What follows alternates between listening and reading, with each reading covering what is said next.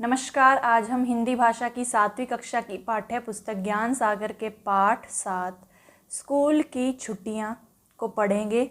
यह एक कहानी है जिसे आर के नारायण जी ने लिखा है।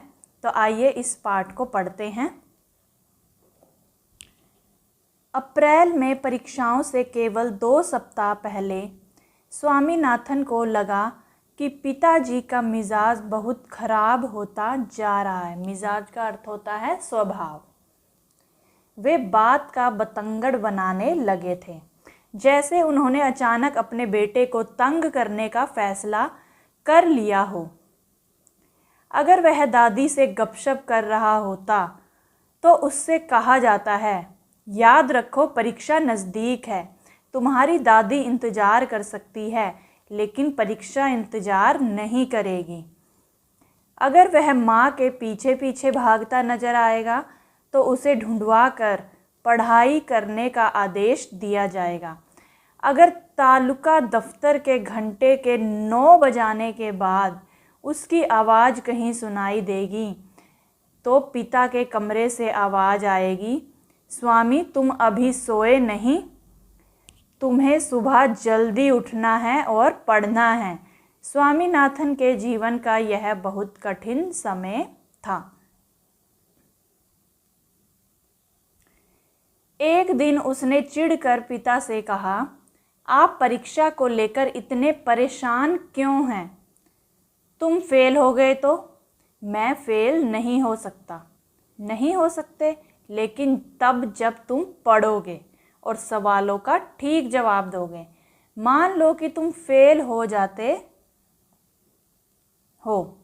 मान लो कि तुम फेल हो जाते हो और तुम्हारे सहपाठी जो तुम्हारी कक्षा में पढ़ते हैं, तुम्हारे सहपाठी, तुम्हारे मित्र तुम्हें पीछे छोड़कर आगे बढ़ जाते हैं, तो जिस दिन परीक्षा ख़त्म हो उस दिन से फिर अपनी मनमर्जी के काम कर सकते हो। कि अगर तुम फेल हो गए तो तुम्हारे सहपाठी जो हैं वो तुमसे आगे निकल जाएंगे और तुम पीछे रह जाओगे। अपनी मनमर्जी तुम्हें करनी है, जो भी कुछ करना है वो परीक्षा ख़त्म होने के बाद करना। स्वामीनाथन ने सोचा, मान लो मटर, मनी, राजम और शंकर मुझे छोड़कर दूसरी फार्म ए में चले गए तो पिताजी ठीक कहते हैं। फिर पिताजी ने और भी डराने वाली बात कही, मान लो तुमसे नीचे के 5वीं के लड़के तुम्हारे सहपाठी बन गए तो? ऐसा सुनते ही स्वामीनाथन परीक्षा की तैयारी में लग गया। स्वामीनाथन ने आधा घंटा दशमलव के सवालों में लगाया। अब परीक्षा का अंतिम दिन है, ठीक है। एक तरफ सूखे होंठ, सूखा गला, स्याही से रंगी उंगलियां और थकान, और दूसरी तरफ परीक्षा समाप्त होने की खुशी के साथ स्वामीनाथन अंतिम दिन परीक्षा भवन से बाहर निकला। स्वामीनाथन को अचानक लगा कि उसे इतनी जल्दी बाहर नहीं आना चाहिए था, लेकिन वह हॉल में और कैसे रुक सकता था।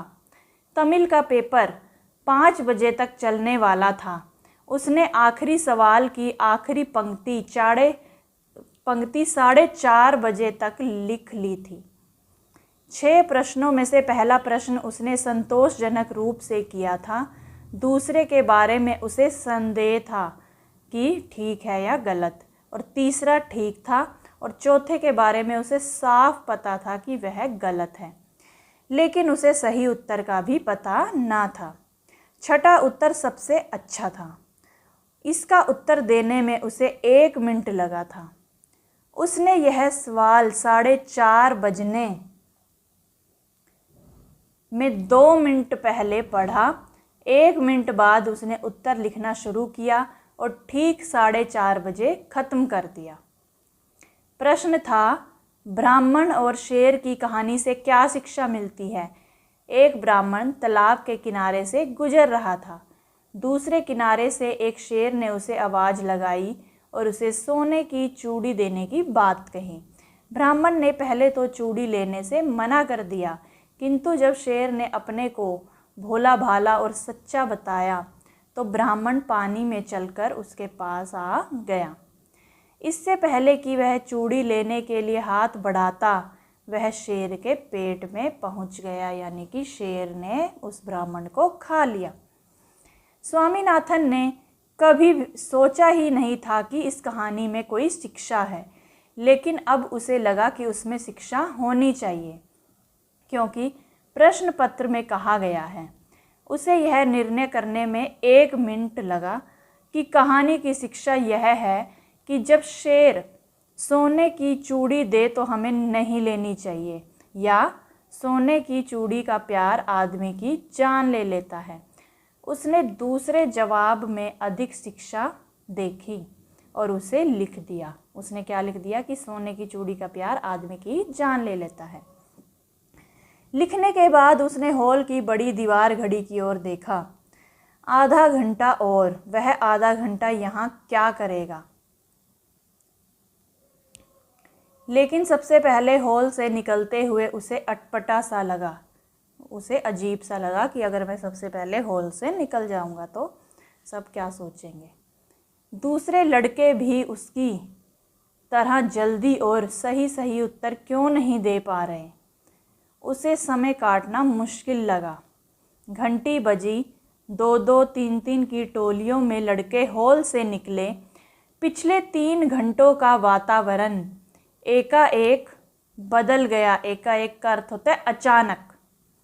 चारों ओर उत्साहपूर्ण बातचीत का कोलाहल भर गया। कोलाहल का अर्थ होता है शोर। जैसे आपका एग्ज़ाम ख़त्म होते हैं तो आप अपने मित्रों से पूछते हो ना कि तुमने इस प्रश्न का क्या उत्तर दिया, इस क्वेश्चन का क्या आंसर लिखा है ना। तो उसी तरह से पूरे जो बाहर जो है हॉल से बाहर कोलाहल मच गया, शोर मच गया। स्वामीनाथन ने एक सहपाठी से पूछा, तुमने आखिरी सवाल के जवाब में क्या लिखा?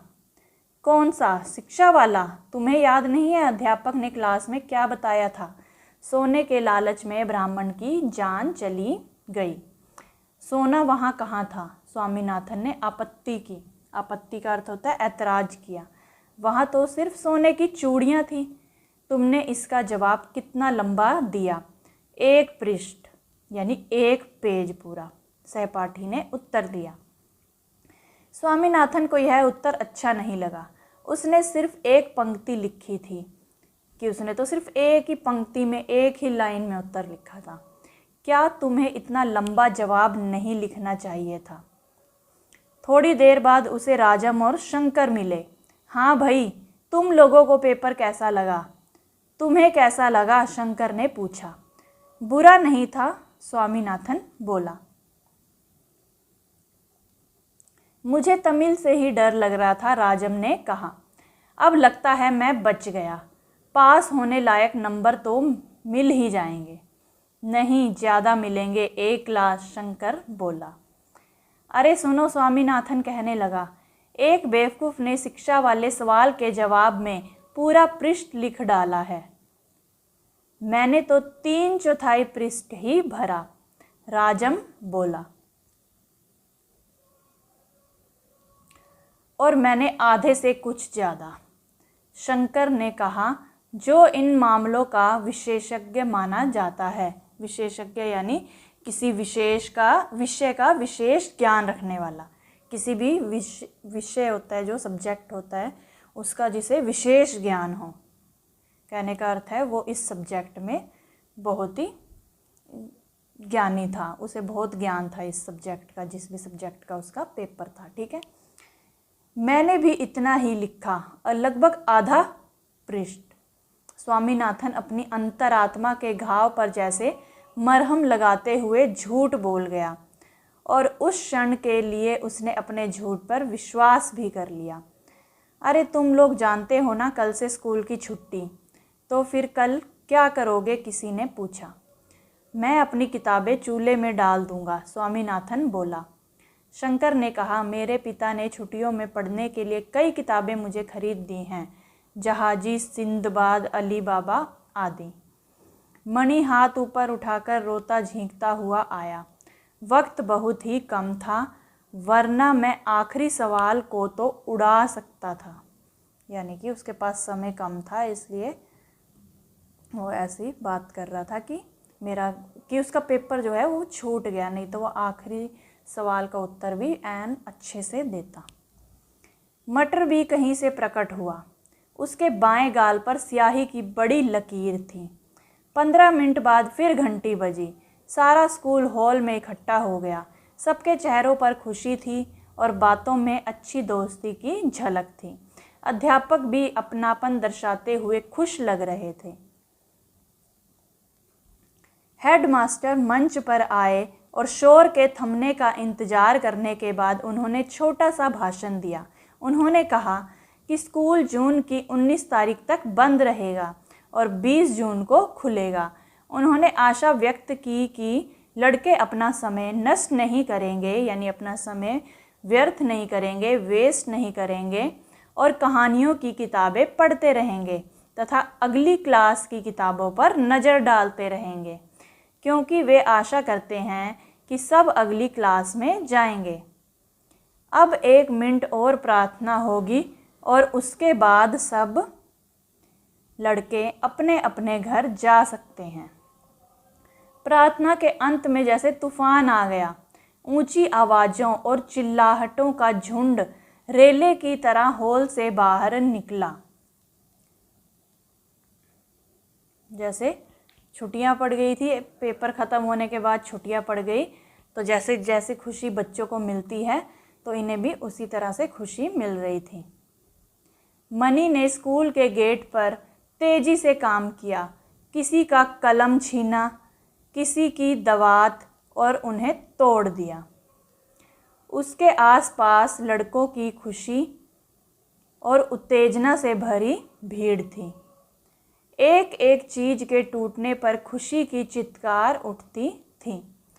उस क्षण के उत्साह में आकर स्वामीनाथन ने अपनी दवात खुद ही अपने सिर पर उलट ली थी और बहती स्याही से उसकी आंखों के नीचे काले दायरे पड़ गए थे। पुलिस का एक सिपाही सड़क से गुजरा। मनी ने उसे आवाज़ दी, सिपाही जी, इन लड़कों को गिरफ्तार कर लो। इसके साथ ही सैकड़ों कंठों से निकले, कंठों यानी गला, कंठ यानी कि गला, ठीक है, सैकड़ों कंठों से निकले विजय घोष से आसमान गूंज उठा। यानी इतना शोर मचाया बच्चों ने, इतना खुश थे वो कि छुट्टियां पड़ गई हैं कि चारों ओर शोर ही शोर नज़र आ रहा था। फिर कुछ और दवातें फोड़ी गई और कुछ और कलम तोड़े गए। इस सारे तमाशे के बीच मणि जोर से बोला, कोई सिंगाराम की पगड़ी ले आए, मैं उसे रंग दूंगा। स्कूल का चपरासी सिंगाराम एकमात्र व्यक्ति था जो आज़ादी के इस उत्साह से प्रभावित नहीं था। जो चपरासी है स्कूल का, सिंगाराम, उसे इन सब से कोई फ़र्क नहीं पड़ रहा था। बच्चों को तो खुशी थी छुट्टियां होने की, लेकिन उसे इस बात से कोई असर नहीं हो रहा था, इस बात का उस पर कोई असर नहीं हो रहा था। जैसे ही उसके कानों में भनक पड़ी, कि जैसे ही उसे पता लगा कि उसकी पगड़ी को रंगने की योजना बन रही है, वह डंडा लेकर भीड़ की तरफ दौड़ा और उधम मचाने वालों को तितर बितर कर दिया। कि जो उधम मचा रहे थे, शरारतें कर रहे थे जो बच्चे, उन्हें भगा दिया वहाँ से। तो ये था पाठ 7, स्कूल की छुट्टियाँ। आशा करती हूँ आपको यह पाठ अच्छे से समझ में आ गया होगा। मिलते हैं अगली वीडियो में, तब तक के लिए नमस्कार।